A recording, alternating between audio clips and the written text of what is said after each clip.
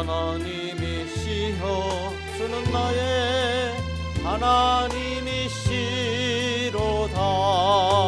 나의 몸과 마음 주를 갈망하며 이제 내가 주께 고백하는 말. 여호와는 나의 힘이요 여호와는 나의 구원이시니 내가 누구를 두려워하리요. 여호와는 생명의 피난처시니 주의 인자가 생명보다 나음으로 내 입술이 여호와를 찬양하리. 내 평생에 주를 찬양하며 주의 이름으로 내 손 들리라.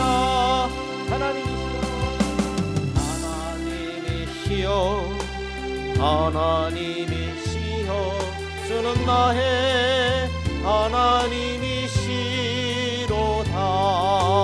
나의 몸과 마음 주를 갈망하며 이제 내가 주께 고백하는 말.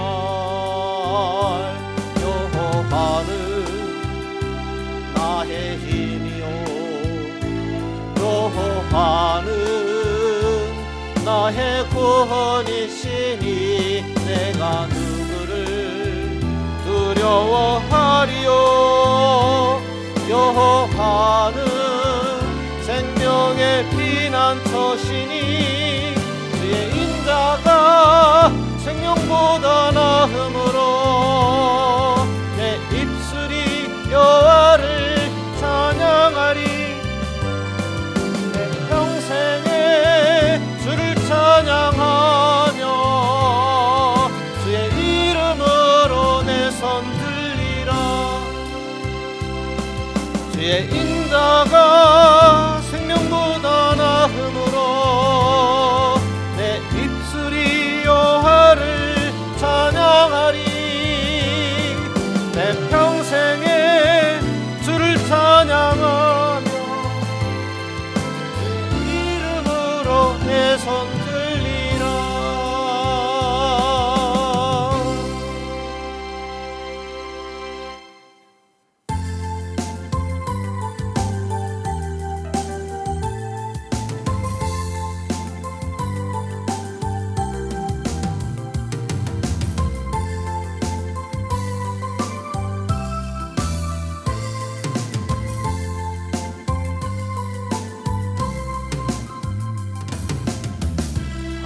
하나님의 음성을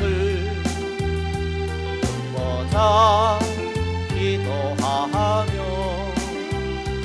귀를 기울이시고 내 기도를 들어주신다 하네.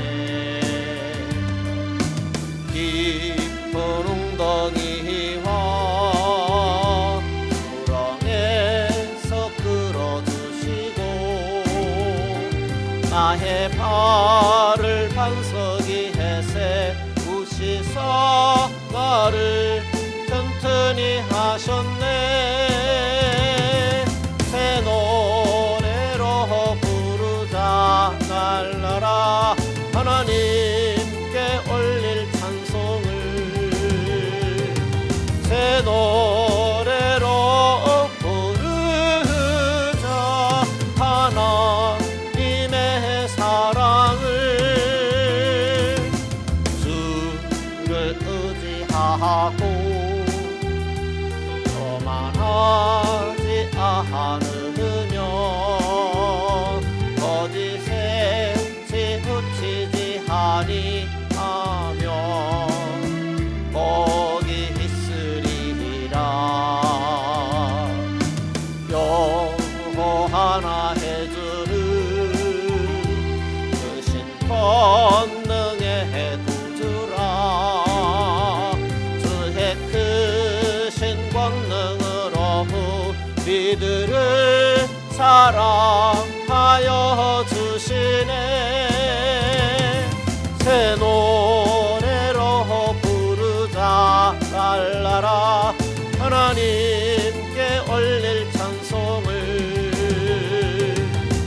새 노래로 부르자. 하나님의 사랑을 하나님의 음성을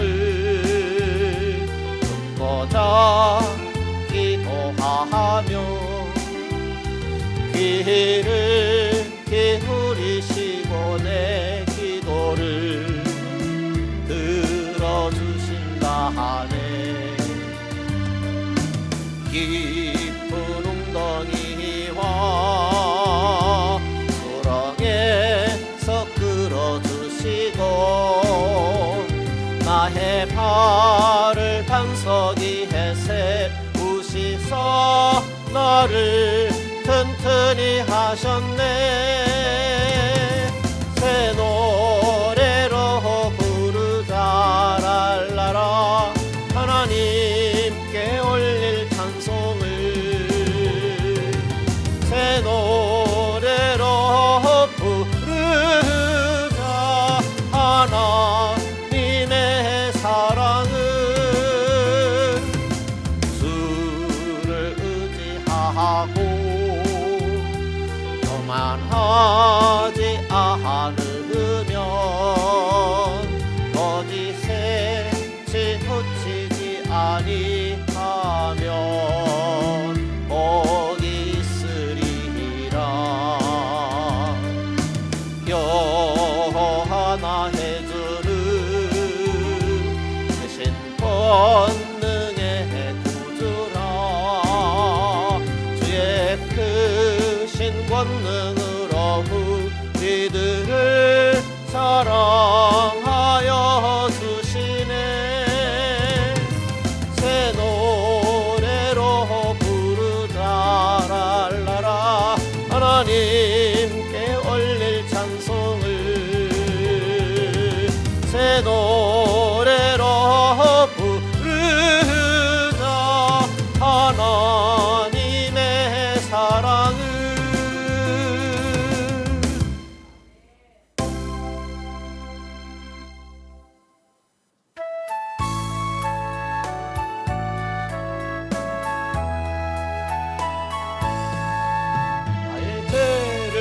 정케하사 주의 일꾼 삼으시 구세주의 넓은 사랑 항상 찬송합니다. 나를 일꾼 삼으신 주 크신 능력 주시고 언제든지 주 뜻대로 사용하여 줍소서. 내게 부어주시려고 은혜에 예비하신 주 그 은혜로 채워주사 능력 있게 합소서. 나를 일꾼 삼으신 주 크신 능력 주시고 언제든지 주 뜻대로 사용하여 줍소서. 짐을 풀어주신 주의 능력 크도다. 나를 피로 사신 예수 내 맘속에 없소서. 나를 일꾼 삼으신 주 크신 능력 주시고 언제든지 주 뜻대로 사용하여 줍소서. 내게 성령으로 충만하게 채우사 생명수가 강물처럼 흐르게 하옵소서.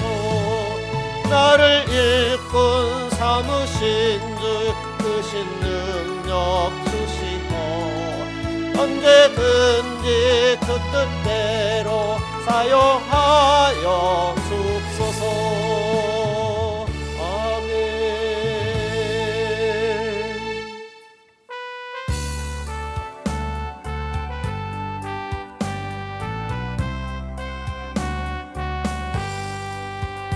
주의 음성을 내가 들으니 사랑하는 말일세. 믿는 마음으로 주께 가오니 나를 영접하소서.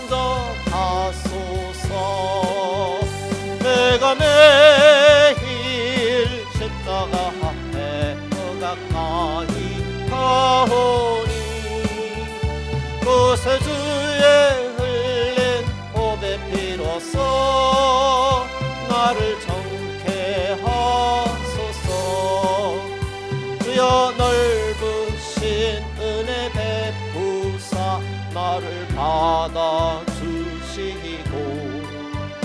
나의 품은 뜻 주의 뜻같이 되게 하여 주소서.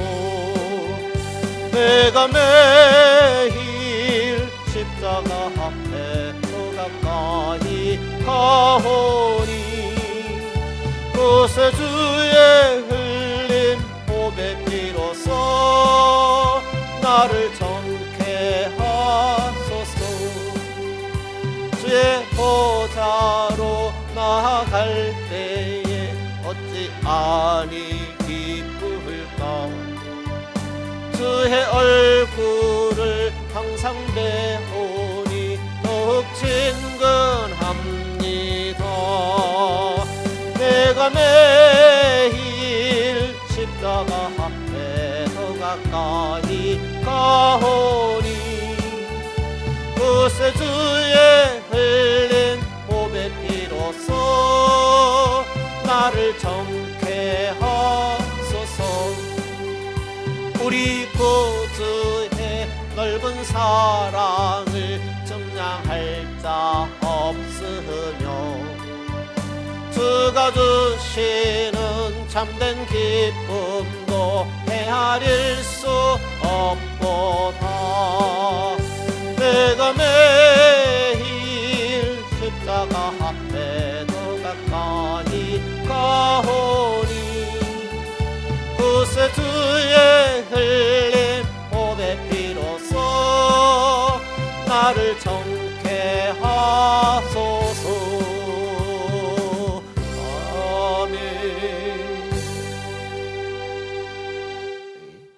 한 목소리로 신앙 고백하겠습니다. 전능하사 천지를 만드신 하나님 아버지를 내가 믿사오며 그 외아들 우리 주 예수 그리스도를 믿사오니 이는 성령으로 잉태하사 동녀 마리아에게 나시고 본디오 빌라도에게 고난을 받으사 십자가에 못 박혀 죽으시고 장사한 지 사흘 만에 죽은 자 가운데서 다시 살아나시며 하늘에 오르사 전능하신 하나님 우편에 앉아 계시다가 저리로서 산자와 죽은 자를 심판하러 오시리라. 성령을 믿사오며 거룩한 공예와 성도가 서로 교통하는 것과 죄를 사하여 주시는 것과 몸이 다시 사는 것과 영원히 사는 것을 믿사옵나이다. 아멘.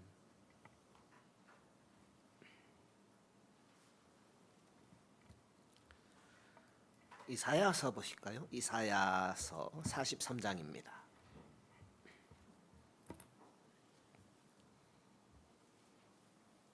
이사야 43장입니다. 7절입니다. 보통 1018페이지에 있습니다. 같이 읽어보시죠. 이사야 43장 7절입니다.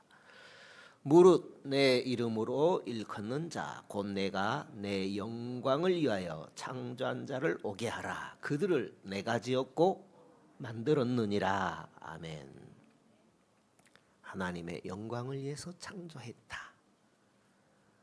왜? 하나님께 오게 하려고. 왜 오게 와서 못 하게요? 하나님께 영광 돌리게 하려고요. 찬송하게 하려고 하나님께서 지으셨다라는 거죠. 그러니까 우리를 창조하신 목적, 온 우주를 지으신 목적이 하나님의 영광을 위해서. 그러니까 우리 인생이 지음받은 목적은 하나님을 예배하는 것이다 라고 말할 수 있겠습니다.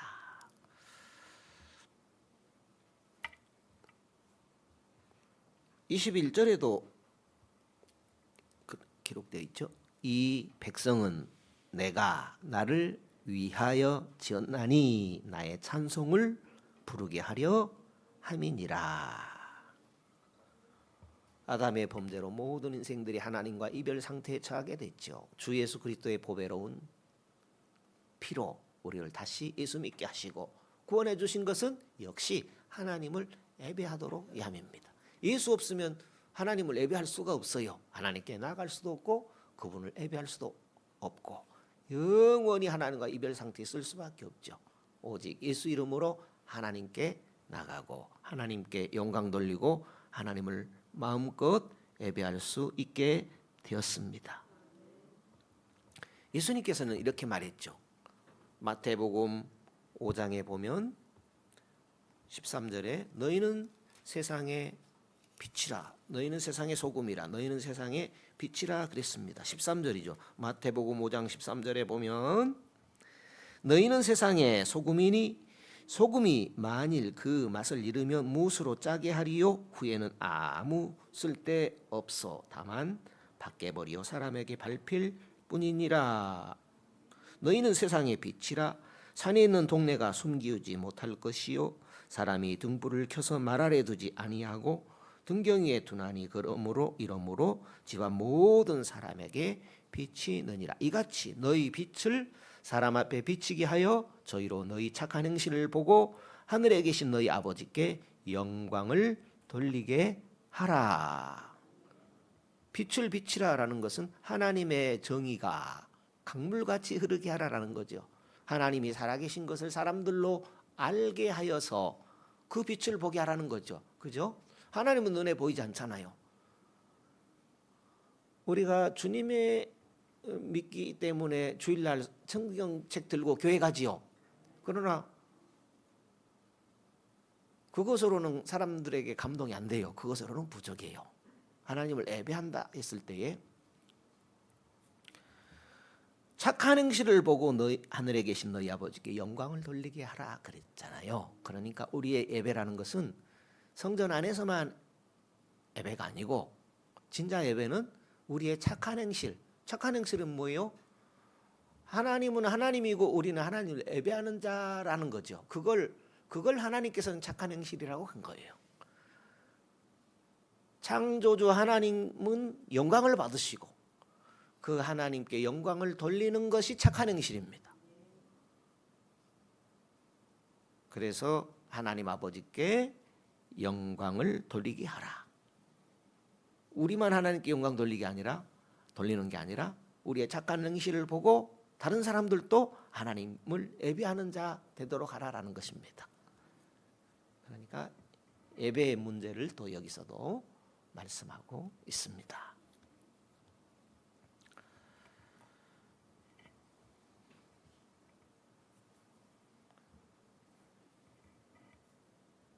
예배 하니까 또 생각납니다. 예배. 우리가 하나님 앞에 빛이 되게 한 것이 무엇인가? 그런 것들을 생각해 볼 필요가 있겠습니다. 제가 요즘 얼마 전부터 뿌리에 관심이 많아요. 뿌리. 왜냐하면 저는 목회자 자녀로 태어났잖아요. 언제 믿으셨어요? 어떻게 믿으셨어요? 그런 거 안 물어봤어요. 그냥 어쩌다가 말씀하시면 그냥 듣고 흘려버리고 그랬는데 어머니 세례는 언제 받으셨어요? 이제 근래에 물어봅니다. 저는 어머니가 언제 세례 받으셨는지 몰라요. 그래서 그냥 외할아버지가 목사셨으니까 어렸을 때 받으셨겠지. 이제 이 정도만 짐작하고 있었는데 근래 물어보니까 중학교 때 받으신 것 같아요. 정확히는 모르는데 그러면 누구에게 받으셨어요? 왜냐하면 안 물어보니까 안 가르쳐 준 거예요. 물어봤더니 할아버지 목사에게 받았대요. 그런데 그 할아버지가 어떤 목사님인가 하면 1800년도 분이네요. 1800년도 분의 할아버지에게 받으셨어요. 이제 그분이 어떤 분인가 하면은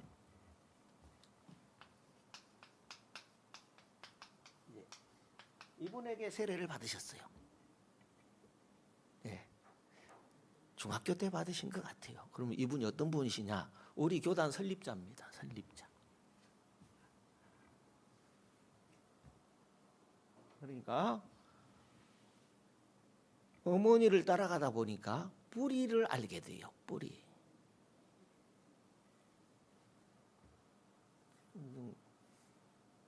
또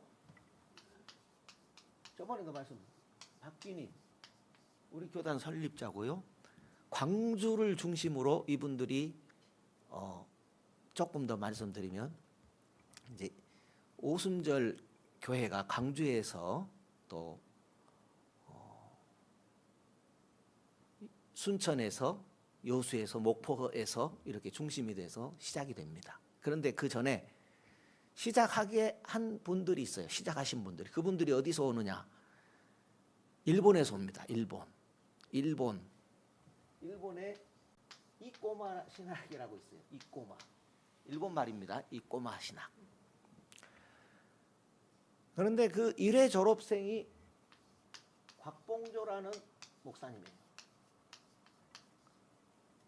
이꼬마 신학에. 그러니까 이 이꼬마 신학도 일본에서 태어난 것보다는 이제 미국이나 어떤 선교사들이 일본에 가서 세웠겠죠. 그러다 보니까 일본에서 성령 운동이 일어난 거지요. 그래가지고 이제 이 목사님께서 일본에서 교회를 개척했는데 많이 부흥이 됐어요. 그런 중에 이제 연세는 모르겠어요. 이분은 1910년도생 정도 돼요. 1910년 정도. 이분은 1890 몇 년도 이렇게 돼요. 그러니까 굉장한 우리 할아버지보다도 삼촌뻘 되는 우리 할아버지가 살아계시다면 그런 연세죠.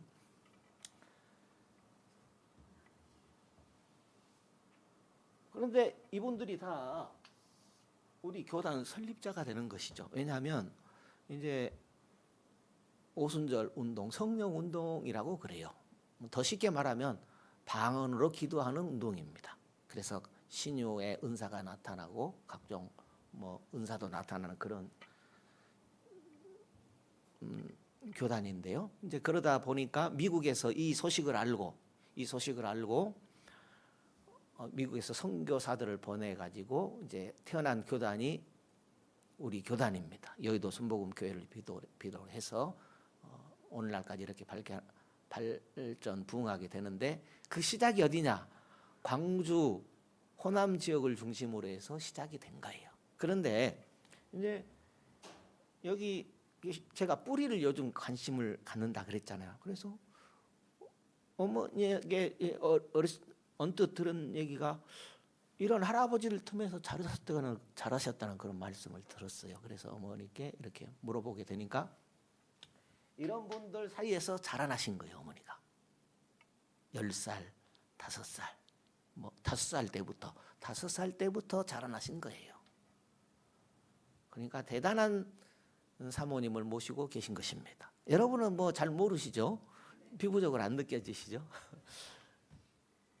그러니까 또 이 목사님은 어떤 이제 해방되니까 1945년도 8월 15일 아시죠? 1945년 8월 15일. 그러니까 1945년 8월 15일이면 우리 어머니가 한 5살 정도나 되셨을지 모르겠어요. 덜 됐을 수도 있어요. 그러니까 이때 해방되니까 일본에 계시던 이 목사님이 나오시게 됩니다. 한국으로 나오게 돼요. 그래서 목회도 하시다가 또 6.25도 터졌잖아요. 어떻든 이분이 또 어디까지 가게 되냐면 중국에 가게 됩니다. 중국에 가서 교회를 개척해요. 선교사로서 개척을 하고 많은 전도를 하고 그러던 가운데 공산당에 잡히게 됩니다. 중국 공산당에 붙들려 가지고 이제 가족이 다 순교당할 그때쯤에 어느 장로님께서 이 곽봉조 목사님을 탈출시켜줘요. 공산당의 손에서. 그래서 거제도가 고향이거든요. 고향에 가서 이제 또 이런 우리 교단이 태어나는데 이제 많은 전도를 또 교회를 세우는 이런 일을 하게 됩니다. 그런데 이 곽봉조 목사님을 중국에서 탈출시킨 장로님은 순교당했어요. 공산당들에게, 중국 공산당들에게 붙잡혀가지고 이런 이제 배경을 가진 분인데 또 우리 어머니가 문덕자 권사님께서 이 집에서 또 방학 때 초등학교 때인가 중학교 때인가 한 달 사신 거예요. 한평에 계실 때 목회를 계속 하신 게 아니라 어떨 때는 한 1, 2년 쉬셨거든요. 아마 한평에서 쉬신 적이 없죠. 전도하러 그쪽에 가신 거죠. 또 물어보니까 뿌리를 찾으려고 물어보니까 이제 이런 배경이 있는 겁니다. 이 집에서도 이 목사님 기가 막힌 이런 놀라운 목사님 댁에서도 한 달간 사셨다고 그러더라고요. 왜? 그래서 물어봤어요. 왜 사셨습니까? 그 목사님 딸하고 친구입니까? 그랬더니 친구는 아니고 그분들은 어른이라고 그러더라고요. 그 따님들하고 이렇게 어머니가 이렇게 목사님 따님이고 이렇게 어여쁘고 귀여우니까 이렇게 방학 때 아버지 댁 이 곽봉조 목사님의 따님들이 이렇게 데리고 가신 것 같아요. 이제 그런 배경들이 있고 이런 것이 어머니 신앙의 뿌리가 되는 겁니다. 저의 뿌리도 되죠. 그래서 듣고 보니까 얼마나 감사해요. 은혜가 되고요. 그러니까 어머니가 신앙생활 해 오신 어떤 배경에는 이런 것들이 있고 또 그러다 보니까 참 흐트러짐을 제가 보지 못했어요. 물론 사람이죠. 사람이니까 다 흠이 있는데 예를 들자면 제가 대학교를 가게 됩니다. 84년도에 대학교를 가게 되는데 등록금이 없어요. 그러면 등록금이 있었죠. 그런데 하필이면 송도님이 다리를 수술해야 되는데 수술비가 없어요. 제 등록금이 그리로 들어갑니다. 그러면 저는 대학교를 어떻게 갔느냐? 그때 당시에 해군에서 군생활하는 저희 애삼촌이 가끔 집에 놀러 와요. 목포 해역사에서 근무를 해서 그 애삼촌을 통해서 적금을 깨가지고 대학교 등록금을 마련한 적이 있습니다. 이제 이런 내용들이 참 신앙의 모습이 아닌가. 여기 계신데 그런 말씀 드리기가 참 송구하기도 합니다. 그렇지만 우리가 신앙생활 하는데 하나님 앞에 다 그것은 우리가 예배하는 그런 내용이 아닌가 생각이 되어집니다. 할렐루야. 예, 뿌리를 말하다 보니까 제가 이런 말씀까지 드리게 되네요.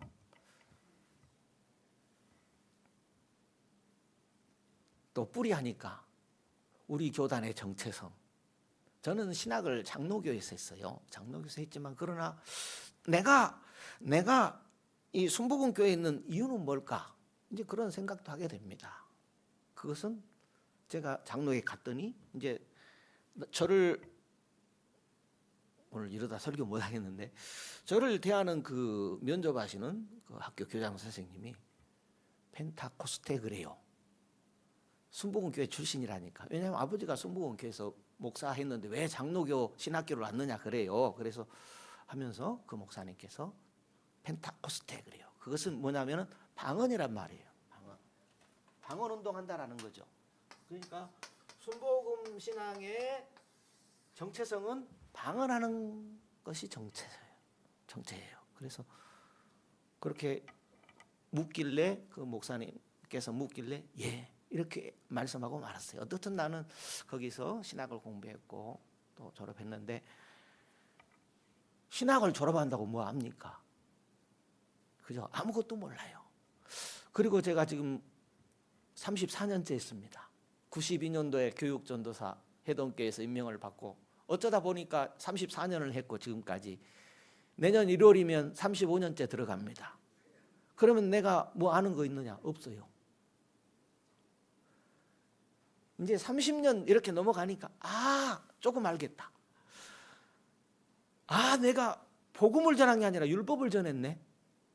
이런 것들을 20년이 넘어가고 30년이 다 되어가면서 그때 한 거예요. 왜?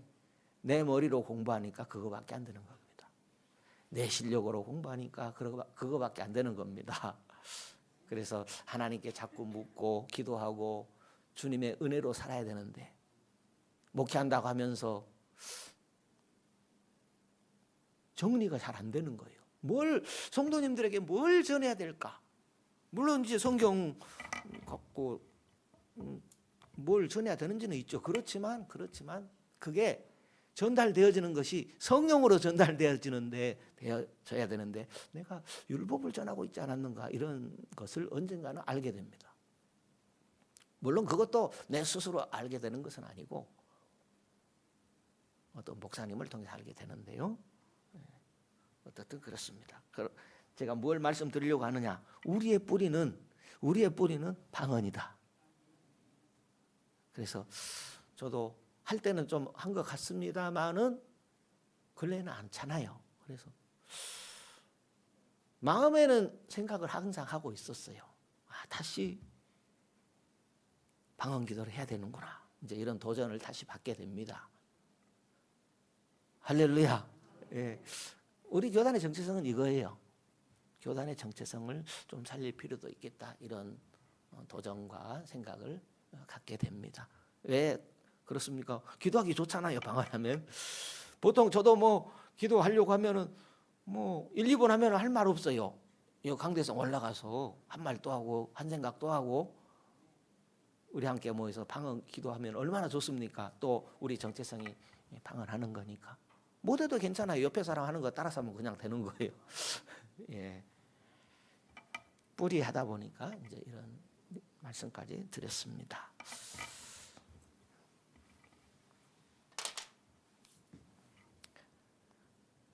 하나님은 신령과 진정으로 예배하는 자를 찾으십니다. 왜 그래요? 하나님은 영이시니까 영과 진리로 예배하는 자를 찾으신다라는 거죠. 그분은 한 인격이라고 그랬죠. 인격이라는 것은 생각이 있다라는 거죠. 감정이 있고 또 교제가 된다라는 거죠. 인격이란 살아있는 걸 말해요. 우리처럼 살아있는 거. 우리 사람처럼 살아있는 존재다라는 거죠. 그런데 그분은 우리와 다른 차이가 있으니 영이시다라는 겁니다. 그런데 인격이시다라는 겁니다. 하나님은 인격이시다라고 할 때요, 단순히 우주의 능력자 이 정도가 아닙니다. 우리가 가진 인격의 속성이 있어요. 감정도 있고 의지도 있고 그런 것들이 하나님에게서 온 것이에요. 오늘 우리가 말하지요, 생각하지요, 감정이 있지요, 서로 교제하지요. 이런 것들이 어디에서 와요? 사회성이 있지요. 하나님에게서 온 것이죠. 하나님이 그분의 형상을 우리에게 입혀줬기 때문에 이렇게 고귀한 삶을 사는 겁니다.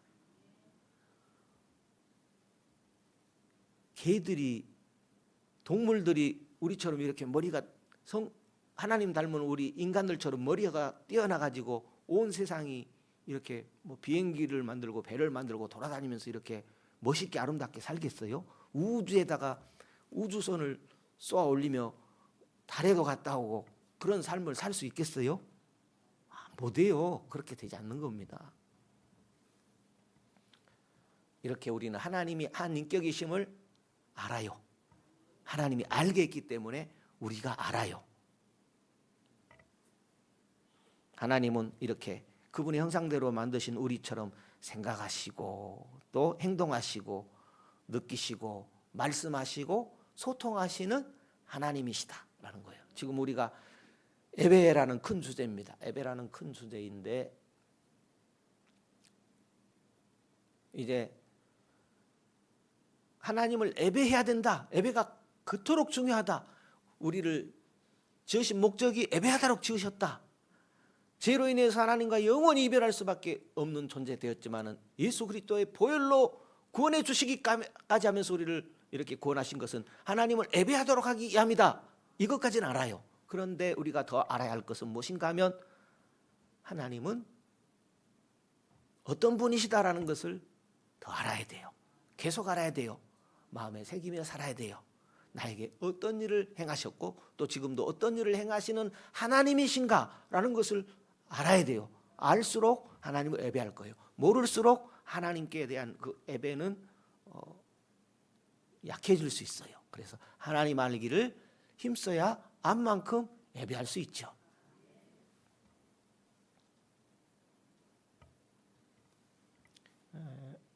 성경에 많은 증거들이 하나님이 살아계시다, 인격자시다, 우리가 하나님 닮았다라는 것을 알게 합니다. 성경을 통해서. 그리고 하나님은 영이시다라는 거. 우리가 꼭 기억해야 됩니다. 예수님께서 말씀하셨죠. 영과 살은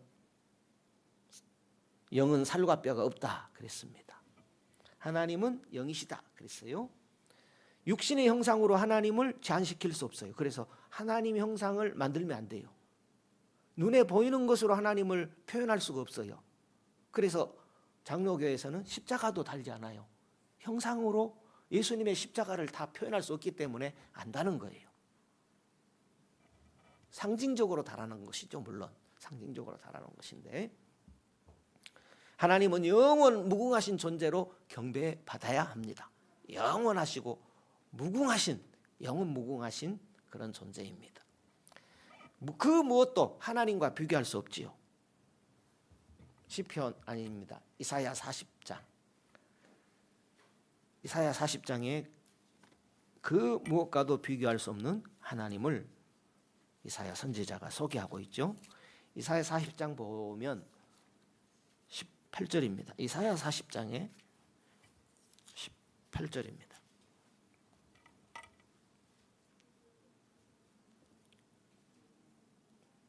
읽어보겠습니다. 이사야 40장 18절에서 몇 구절 읽어드리겠습니다. 그런즉 너희가 하나님을 누구와 같다 하겠으며 무슨 형상에 비기겠느냐. 우상은 장인이 부어 만들었고 장색이 금으로 입혔고 또 위하여 은사슬을 만든 것이니라. 궁핍하여 이런 것을 드리지 못하는 자는 썩지 않는 나무를 택하고 공교한 장인을 구하여 우상을 만들어서 흔들리지 않도록 세우느니라. 너희가 알지 못하였느냐? 너희가 듣지 못하였느냐? 태초부터 너희에게 전하지 아니하였느냐? 땅의 기초가 창조될 때부터 너희가 깨닫지 못하였느냐? 그는 땅이 궁창에 앉으시나니 땅의 거민들은 메뚜기 같으니라. 그가 하늘을 차일같이 펴셨으며 그알 천막같이 베푸셨고 귀인들을 폐하시며 세상의 사사들을 헛되게 하시나니. 그죠? 세상에 아무리 뛰어난 스승도 하나님 앞에는 헛됩니다. 그죠? 공자님이 귀합니까? 맹자님이 귀합니까? 그죠? 다 하나님 앞에 헛된 거예요. 그 인간들은 예배받을 존재가 아니에요. 하나님만이 예배받게 합당하신 그 무엇과도 비교할 수 없는 그런 존재죠. 그들은 겨우 심기였고 겨우 뿌리였고 그 졸기가 겨우 땅에 뿌리를 박자 곧 하나님의 부르심을 받고 말라 회립바람에 불려가는 초계 같도다. 알렉산더가 그랬습니까? 뭐 나폴레옹이 그랬습니까? 그것들은 이름도 없이 빛도 없이 다 사라지는 그런 존재이고 마는 거예요. 오늘 살아있는 나보다 못해요. 아무리 뛰어난 장수라도 훌륭한 인물이라도 오늘 살아있는 나보다 못한 거예요. 사람이란 그래요. 살아계신 하나님 앞에 오늘 예배하는 내가 더 나은 거예요. 그 하나님과 누가 비할 수 있느냐, 그런 얘기를 하고 있습니다. 거룩하신 자가 가라사대 그런즉 너희가 나를 누구에게 비기며 나로 그와 동등이 되게 하겠느냐 하시느니라. 너희는 눈을 높이 들어 누가 이 모든 것을 창조하였나 보라. 주께서는 수요대로 만상을 이끌어내시고 각각 그 이름을 부르시나니 그의 권세가 크고 그의 능력이 강함으로 하나도 빠짐이 없느니라. 어마어마한 하나님의 어떤 계시를 받은 자가 기록할 수 있는 그런 내용을 적은 것입니다.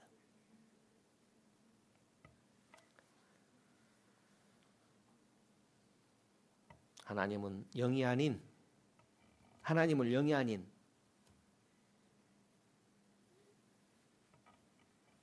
다른 것과 비교할 수 없는 것이죠. 그 무엇과도 비교할 수 없는, 볼 수 있고 만질 수 있는 것으로 하나님을 축소할 수 없어요. 그래서 형상을 만들지 말라 이렇게 말씀하신 것입니다. 그림으로 하나님을 표현할 수 있겠습니까? 형상으로 하나님을 비슷하게 흉내라도 낼 수 있겠습니까? 이해하지도 못한 하나님을 어떻게 표현합니까? 그죠? 영이신 하나님을 어떻게 표현해요? 안다고 100만 분의 1이나 표현하겠습니까? 안 된다는 거죠. 하나님을 비슷하게 어떤 그림으로, 어떤 우상으로, 어떤 형상으로도 하나님을 표현 못합니다. 그래서 형상이나 모양을 만들지 말라 이렇게 말씀하신 것입니다. 우주의 하나님을 낮은 나무 조각에 새겨서 만들 수 있는가? 그럴 수 없다라는 거죠. 하나님은 영이시지 혈과 육이 아닙니다. 영을 우리가 어떻게 표현해요? 영을 빛으로 표현하겠습니까? 아니잖아요. 어떤 분이 빛으로 하나님을 표현하려고 했던 뭐예요? 빛으로 표현이 됩니까? 빛도 잘 모르는데요. 요한복음 1장 18절에 본래 하나님을 본 사람은 없으되 그랬어요. 누구도 하나님을 볼 수 없죠. 구약의 불기둥으로 구름기둥으로 그 하나님이 함께 하신다라는 것을 느끼게 해준 것뿐이죠. 모세에게 떨기나무 가운데 나타나신 그 하나님을 느끼게 해주신 것뿐이죠. 모세가 하나님을 본 적은 없는 것입니다. 그리고 그런 것들이 느끼게 해주신 것이지 하나님의 본질은 아니죠. 저도 내가 저로서는 하나님의 음성도 들어봤어요. 그러나 남이 알아줍니까? 그냥 나는 그렇다는 거죠. 네, 그렇게 느낄 뿐이지 그게 하나님의 본질은 아니라는 거죠. 내가 2번을 들었던 100번을 들었던 그것은 내 사정이고 그게 하나님의 본질은 아니다라는 거죠. 그래서 누가 보았다 들었다 그것은 하나님의 본질은 아닌 것입니다. 그리고 우리가 무엇보다도 기억해야 될 그 하나님은 한 분이시다라는 거예요. 신명기 6장 4절이죠. 세마 이스라엘에 들으라 우리 하나님 여호와는 오직 유일한 여호와신. 유일하다라는 것은 오직 한 분이다라는 거죠. 하나님은 한 분이십니다. 유일하신 한 분 하나님이십니다. 다른 신을 섬기려 한 이스라엘인은 하나님은 한 분인데 우상에 빠진 이스라엘인은 죽임을 당했어요. 구약에 보게 되면 그런 내용들을 보여주고 있죠. 마태복음에도 있지만 마가복음 12장에 한 서기관이 예수님에게 질문을 합니다. 가장 큰 계명이 무엇입니까? 그것은 첫째가 이것이니 이스라엘아 들으라 주곧 우리 하나님은 유일한 주시라. 내 마음과 뜻과 성품과 힘과 뜻을 다하여 주 하나님을 사랑하라. 이것이 첫째 계명이다. 이렇게 말씀하고 있지요. 예수님은 가장 큰 계명이 마음과 목숨과 뜻과 힘을 다해서 유일하신 참 하나님을 그 하나님께 충성하는 것이 가장 큰 계명이다라는 거죠. 그것이 뭐예요? 예배다라는 거죠. 예배. 그래서 예배 문제를 우리가 잘 생각할 때 하나님께 영광이 되고 우리에게는 기쁨이 됩니다. 그거 예배예요. 예배가 우리를 귀찮게 한 게 아니에요. 여러분 이 밤에 좋아서 나왔어요? 마지못해 나왔어요? 그렇죠? 하나님 좋아서 나오셨죠? 물론 이제 습관도 좀 있긴 할 거예요. 그러나 하나님이 좋아서 나오셨잖아요. 그러면 그 고민을 좀 하셔야 돼요. 내가 하나님 뭐가 좋아서 나왔지? 하나님 좋은 것이 또 뭐지? 이렇게 고민을 하셔야 돼요. 그게 뭐예요? 예배예요. 예배. 내 예배를 하나님께서 기뻐 받으시고 그것은 나의 기쁨이 된다라는 거죠. 나의 상급이 되고 그건 인간의 본분이고 그래서 나온 거예요. 가장 인간이 고귀한 일이 뭐예요? 예배하는 거예요. 그걸 하고 있는 거예요. 그런 자부심이 있어야 되고 하나님이 기뻐하실 일을 하는 거예요. 그런 마음가짐을 가지고 이 밤에 나온 거 아닙니까? 그리고 또 아버지와 아들은 하나다. 아버지는 하나님이요 아들은 예수 그리스도를 상징적으로 말하는 그런 표현이죠. 예수님께서 직접 말씀하셨죠. 아버지와 나는 하나이니라 그랬어요. 예수님께서 하나님 아버지와 나는 하나다. 사람들이 하나님 하늘에 계시고 예수님은 사람인데 무슨 아버지와 하나님 예수님이 하나야? 이렇게 생각할 수 있잖아요. 그러나 베드로가 신앙 고백했잖아요. 주는 그리스도 살아계신 하나님의 아들입니다 고백했잖아요. 넌 참 복 있는 자로다. 이 사실 너에게 알게 아니는 혈육이 아니오 하나님이 너에게 알게 했어. 이렇게 말씀하셨습니다. 오늘 우리도 마찬가지입니다. 성령의 은혜로 예수 그리스도를 주로 부르며 하나님 아버지를 믿게 된 거죠.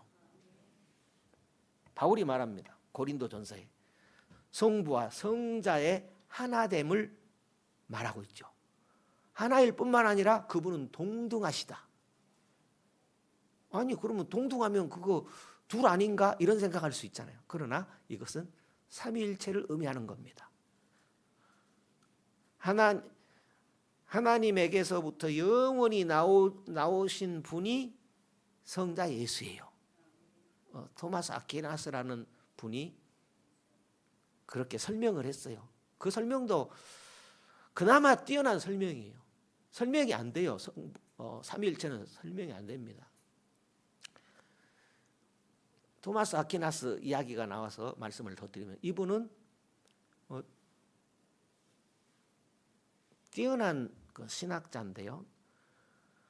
얼마나 뛰어났던지 그냥 이분이 신학 대전을 쓰다가 죽었는데요. 어느 날 하나님을 만나게 됩니다. 하나님을 만나게 되니까 자기가 그렇게 성경을 읽고 기록했던 신학 대전은 어떤 쓰레기에 불과하다, 이렇게 표현을 했어요. 하나님을 만나고 나니까 사람들은 어째 그 1편, 2편, 3편님이 이제 3편을 쓰면 마지막 부분인데 2편까지 썼어요. 그런데 말이 1편, 2편, 3편이지 이렇게 많은 그런 내용이죠. 이렇게 많은 내용인데 이제 마지막 부분 남겨놓고 이분이 못 쓰고 안 썼어요. 아예 안 썼어. 2편까지 쓰고 그쳤어요. 왜요? 이제 사람들은 좋다고 더 써달라고 그러는데 하나님을 만나고 나니까 그게 다 쓰레기라는 거죠. 살아계신 하나님을 만나고 나니까. 그런 분이 이제 토마스 아퀴나스인데, 그분이 삼위일체에 대해서 굉장히 설득력 있게 말씀했는데, 하나님이 이렇게 본체라고 하면 하나님에게서 나와지는 말씀이 성자다. 그리고 그 관계는 사랑의 관계다, 이렇게 표현을 했는데 그럴싸해요. 그러나 이 성부, 성자, 성령 삼위이면서 하나이신 한 분 하나님은 우리가 설명이 안 되는 거예요. 그러나 성경에 그런 내용이 가득 들어있어요. 구약에도 가득 들어있고 신약에도 뭐 세 분이면서 한 분이다. 우리가 우리의 형상을 따라 우리의 형상대로 사람을 만들고 그랬잖아요. 삼위일체 하나님을 말해요. 처음부터 세 분이면서 하나의 신, 그 하나님을 계속해서 말씀하고 있거든요. 그 하나님을 인간이 어떻게 설명합니까? 그죠? 설명이 아니고 하나님이 믿게 해주신 것이고 성경으로 계시해 주신 것이죠. 그래서 우리가 믿는 것입니다. 여러분, 삼위일체 하나님 믿어지시죠? 예수님이 그리스도인 거 믿어지시죠? 하나님 아버지 되신 거 믿어지시죠? 성령의 은혜로 믿게 됐다는 거 믿어지시죠? 그러면 믿는 거예요. 안 믿을 수 있을 것 같아요? 믿어지잖아요. 그것입니다, 바로. 그러니까 이걸 설명하려면 안 되는 거예요. 우리의 인간의 제한된 지식과 어떤 한계로 인해서 안 되는 것은 안 되는 겁니다. 한계가 있는 것입니다.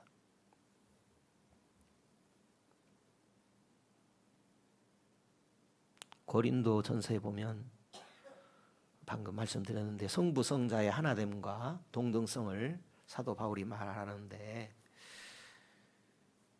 고린도 교회의 특징은 어디서나 우상이 발견돼요. 우상이 많은 도시입니다.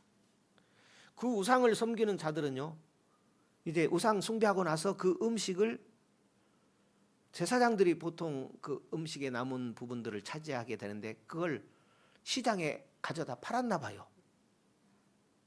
다 버리기 아깝잖아요. 오늘 소 잡았어요. 그러면 그거 버리기 아깝잖아요. 먹어야죠. 그래서 시장에 이제 팔게 되는 겁니다. 그러면 이제 신자들 중에서도 거기 가서 사서 먹는 거예요. 예수 믿는 신자들 중에서도. 그 문제에 대해서 사도 바울이 이야기를 하는 겁니다. 왜요? 저 사람은 예수 믿는 사람이 저 우상에게 바친 재물을 가서 사다 먹네? 그렇지 않은 사람과 이제 불편한 관계에 있는 거예요. 그 문제에 대해서 사도 바울이 이야기를 하는 그런 가운데 이제 성부와 성자는 하나다라는 그런 얘기를 하는 그런 내용입니다.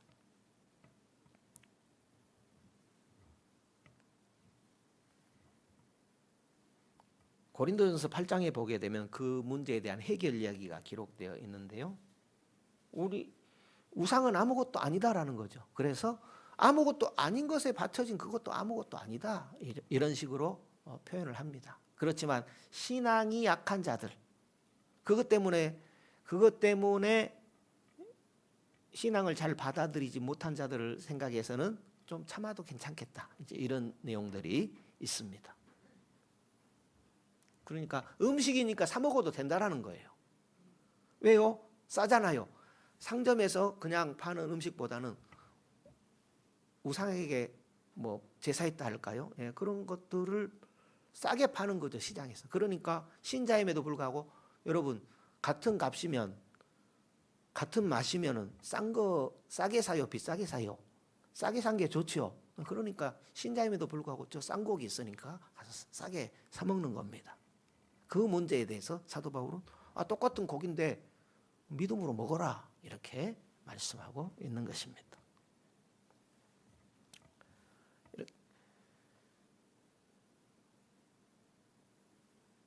하나님은 한 분밖에 없다라는 거예요. 그걸 이제 말하는 겁니다. 우상은 하나님이 아니다 그 얘기입니다. 그러니까 우상에게 바쳤다고 해서 깨름직하나요? 하나님은 한 분이야. 우상이 무슨 하나님이야. 우상 그거 신경 쓰지 말고 사서 먹어. 시장에서 팔면 사서 먹어 그 얘기입니다. 하나님은 한 분밖에 없다라는 거죠. 그러니까 성부와 성자는 하나다. 한 분 하나님이다. 그 얘기를 하는 가운데 이 우상 이야기를 하기도 한 것입니다. 그리고 이제 성부와 성자만 하나가 아니라 또 성부와 성령도 하나입니다. 그러니까 삼위일체가 여기서 나오는 거죠. 성부와 성자도 하나고 성부와 성령도 하나입니다. 성부에게서 성자가 나오고 성부에서 성령이 나온다 그런 표현들이 있지 않습니까?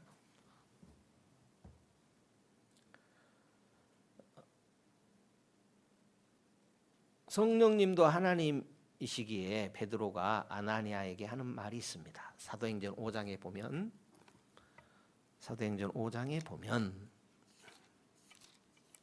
3절입니다. 사도행전 5장에 3절에 보면 4장에서 아나니아 삽비라 내용이 이어지죠. 5장까지 3절에 보면 5장 3절에 베드로가 가로되 아나니아야 어찌하여 사단이 내 마음에 가득하여 네가 성령을 속이고 땅값 얼마를 감췄느냐. 땅이 그대로 있을 때는 내 땅이 아니며 판 후에도 내 임의로 할 수가 없더냐. 어찌하여 이를 내 마음에 두었느냐. 사람에게 거짓말한 것이 아니고 하나님께로다. 그러니까 성령에게 거짓말한 것은 누구에게 거짓말한 것이다? 하나님에게 한 것이다라는 거예요. 그러니까 성령이 누구시다? 하나님이시다라는 겁니다. 성령도 하나님과 동등한 인격이시다라는 거죠. 성부, 성자, 성령 삼위 하나님이시다라는 겁니다. 고린도전서에 보게 되면 3장 16절에 이런 내용이 있습니다. 고린도전서 3장 16절에 너희가 하나님의 성전인 것과 하나님의 성령이 너희 안에 거하시는 것을 알지 못하느냐 했고, 고린도전서 6장 19절에도 너희 몸은 너희가 하나님께로부터 받은 바 너희 가운데 계신 성령의 전인 줄을 알지 못하느냐. 너희는 너희의 것이 아니라 값으로 산 것이 되었으니 그런즉 너희 몸으로 하나님께 무엇을 돌리라? 다른 말로 오늘 우리가 묵상하는 말로 뭘로 드려라? 예배로 드려라. 예배잖아요. 영광을 돌리라는 말이 하나님을, 참된 하나님을 예배해라. 그분이 받으심직하게 기뻐 받으신 예배를 드려라 그 뜻이지요. 성령의 전이니까 성령이 거하시는 전이니 거룩한 성령을 모시는 그런 몸이 돼야 되잖아요. 삶이 돼야 되잖아요. 그러면 하나님께 영광 돌릴 수밖에 없고 착한 행실이 될 수밖에 없겠지요. 예배를 말하는 것입니다. 아멘 좀 하십시오. 집에 갈 때가 됐지요. 네. 신약 전체의 가르침이 이런 내용들을 강조하고 있습니다. 성부와 성자는 하나다. 성부와 성령도 하나다. 성부, 성자, 성령이 하나이시다라는 것을 삼위일체를 말씀하고 있습니다. 우리가 어떻게 이 사실을 받아들일 수 있어요? 성경에서 분명하게 가르치는 내용이기 때문입니다. 삼위일체 교리를 주장하는 분들이 있어요. 거기에서 우리가 답을 찾아볼 수 있습니다. 아타나시우스 신경이 있어요. 그냥 그렇다는 것만 아시면 됩니다. 성부는 하나님, 성자는 하나님, 성령은 하나님이시다. 그러나 세 하나님이 아니다. 한 하나님이시다. 이렇게 성경의 내용을 이렇게 교리로 정리를 했습니다. 또 이 삼위일체 안에서는 아무도 먼저 되거나 나중된 자가 없고 더 크거나 작은 자가 없다. 성부가 더 큽니까? 성자가 더 큽니까? 성령이 더 큽니까? 그것도 아니고, 그러면 성부가 먼저입니까? 성자가 나중입니까? 그것도 아니라는 거예요. 그죠? 우리 생각에 성부가 앞에 있으니까 먼저네? 이럴 수 있죠. 그거 아니죠. 세 위격이 모두 영원히 공존하며 동등하시다라는 겁니다. 따라서 모든 면에서 삼위 안에 계시는 한 분과 한 분 안에 계시는 삼위를 예배해야 된다라는 것입니다. 삼위일체 하나님의 가장 간단한 방법은 성경 처음부터 끝까지 읽는 것입니다. 뭐라고요?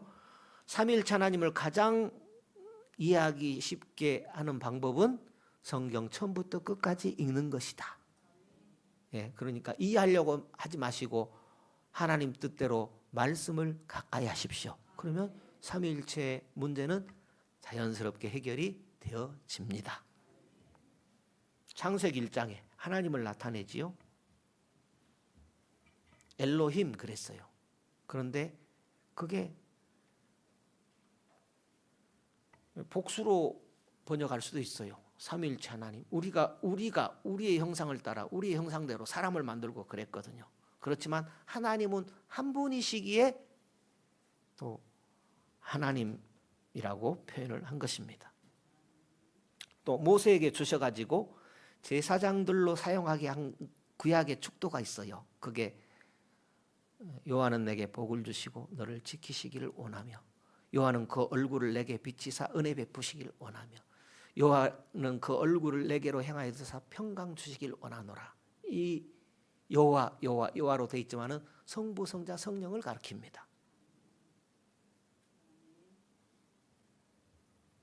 구약의 축도입니다. 신약의 축도도 마찬가지예요. 고린도후서 13장에 기록되어 있지요. 보실까요? 고린도후서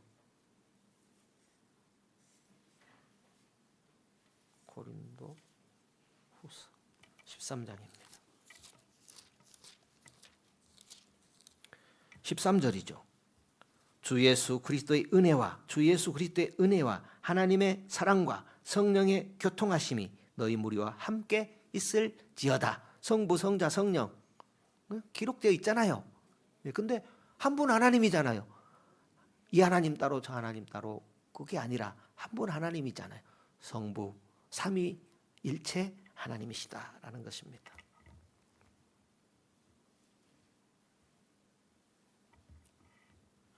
베드로도 표현했어요. 제가 읽어드립니다. 베드로가 이렇게 표현했습니다. 베드로전서 1장에 2절에 곧 하나님 아버지의 미리 아심을 따라 성령의 거룩하게 하심으로 순종함과 예수 그리스도의 피 뿌림을 얻기 위하여 택하심을 입은 자들에게 편지하노니 은혜와 평강이 너희에게 더욱 많을지어다. 삼위일체 하나님의 택하심을 받았습니다. 우리가 예수 믿는 우리는 삼위일체 하나님께서 예수 믿도록 불러주셨습니다. 성령께서 불러주셨습니다. 하나님 아버지를 믿도록 불러주셨습니다. 삼위일체 하나님이시다라는 것입니다. 이렇게 하나님은 한 분이시면서 세 분이시다. 이 사실 믿으시죠? 이 믿음 흔들리는 분 계십니까? 그런데 우리가 설명이 안 된다고 안 믿을 수 있습니까? 아니잖아요. 이 믿음에 굳게 서야 됩니다. 우리 믿음의 중요한 부분입니다. 하나님은 이런 분이시다라는 거죠. 영이신 하나님은 이런 분이시다라는 것입니다. 하나님을 설명하고 이해하려면 지식이 하나님 정도는 돼야 돼요. 그죠? 우리와 하나님과 차이는 너무나 많아요. 하나님은 우리를 만드시고 우리는 지음받은 존재예요. 지음받은 존재라서 영광 돌리시고 영광 돌린 만큼 뭐랄까요? 속된 말로 재미 봐야 되지 않겠어요? 예, 영광 돌리고 하나님의 영광 받으시면 재미있는 겁니다. 예, 우리에게 좋은 일 일어난다라는 거지요. 그런 은혜가 충만한 예배, 참된 예배로 나가는, 하나님을 잘 알므로 또 아는 만큼 참된 예배를 하나님께 드림으로 우리에게도 기쁨이 충만하고 더 굳센 믿음으로 나아가는 우리 모든 성도 되시면 좋겠습니다.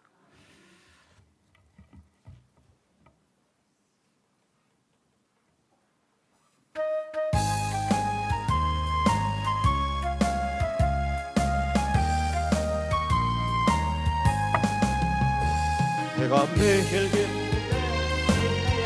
행함은 주의 팔이 나를 안보함이요 내가 주의 큰 복을 받는 참된 비결은 주의 영이 함께함이라 성령이 계시네 할렐루야 함께하시네 좁은 길을 걸으며 밤낮 기뻐하는 것 주의 영이 함께함이라 전에 죄에 빠져서 평안함이 없을 때 예수 십자가의 공로 힘입어 그 발 아래 엎드려 참된 평화 얻음은 주의 영이 함께함이라 성령이 계시네 할렐루야 함께하시네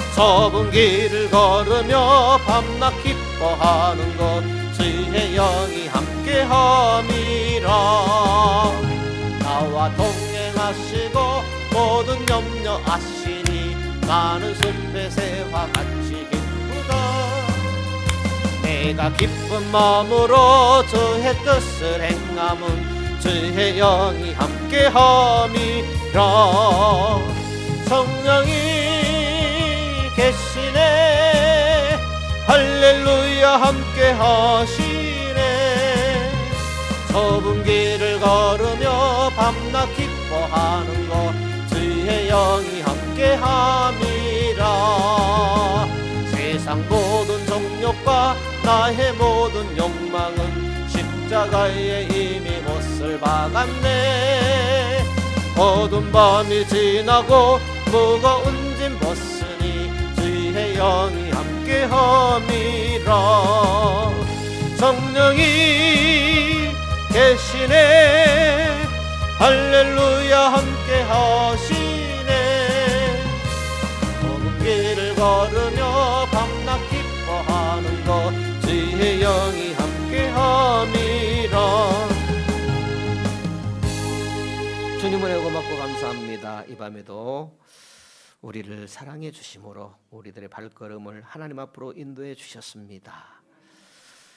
우리가 이 땅에 태어난 것도 또 예수 믿게 된 것도 지금 사는 것도 하나님의 은혜이니 하나님의 은혜를 헛되이 받지 말게 하시고 마음과 뜻과 성품과 힘을 다해서 하나님께서 우리를 창조해 주신 목적대로 또 우리를 예수님의 보혈로 구원해 주신 목적대로 하나님을 참되게 예배함으로 가장 하나님이 허락하시는 복 가운데 살아가는 귀한 하나님의 권속들 다 되어지게 하여 주옵소서. 이외에도 날 구원하신 하나님, 지금도 날 위해 일하시는 하나님 잊지 말고 하나님과 동행 동사는 복된 믿음의 성도들의 발걸음 되게 하여 주옵소서. 예수님 이름으로 기도드리옵나이다. 아멘. 하늘에 계신 우리 아버지여 이름이 거룩히 여김을 받으시오며 나라 위에 임하옵시며 뜻이 하늘에서 이룬 것 같이 땅에서도 이루어지이다. 오늘날 우리에게 일용할 양식을 주옵시고 우리가 우리에게 죄 지은 자를 사하여 준 것 같이 우리 죄를 사하여 주옵시고 우리를 시험에 들게 하지 마옵시고 다만 악에서 구하옵소서. 대개 나라와 권세와 영광이 아버지께 영원히 있사옵나이다. 아멘.